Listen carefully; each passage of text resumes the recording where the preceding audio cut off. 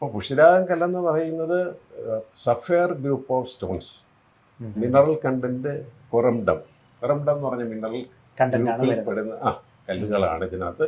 അപ്പോൾ ഇത് നമുക്ക് ഡയമണ്ട് കഴിഞ്ഞാൽ ഹാർഡ്നെസ് ഉള്ള കല്ലാണ്, പെട്ടെന്ന് പൊട്ടിപ്പോവാൻ ചാൻസ് ഇല്ല, കുറവാണ്. ഓക്കെ, അതായത് പെട്ടെന്ന് താഴെ വീഴുവോ അങ്ങനെ ചെയ്താൽ അതിനൊരു ഡാമേജ് പെട്ടെന്ന് സംഭവിക്കത്തില്ല, പെട്ടെന്ന് സംഭവിക്കാനായിട്ട് ചാൻസസ് കുറവാണ്. അപ്പോൾ പെയിൽ എലോയിഷ് ആയിട്ടുള്ള സഫയർ മാത്രമേ നമുക്ക്, ഇത് ഒരു കാരണവശാലും നമ്മൾ വ്യാഴത്തിൻ്റെ കല്ല്, വ്യാഴത്തിൻ്റെ ഒരു ആനുകൂല്യതയ്ക്ക് വേണ്ടിയിട്ട് നമ്മൾ ഈ കളറിലുള്ള കല്ല് ഒരിക്കലും മേടിച്ച് ധരിച്ചിട്ട് ഒരു പ്രയോജനവുമില്ല. അതാണ് നമ്മൾ ഏറ്റവും ശ്രദ്ധിക്കേണ്ട കാര്യങ്ങൾ.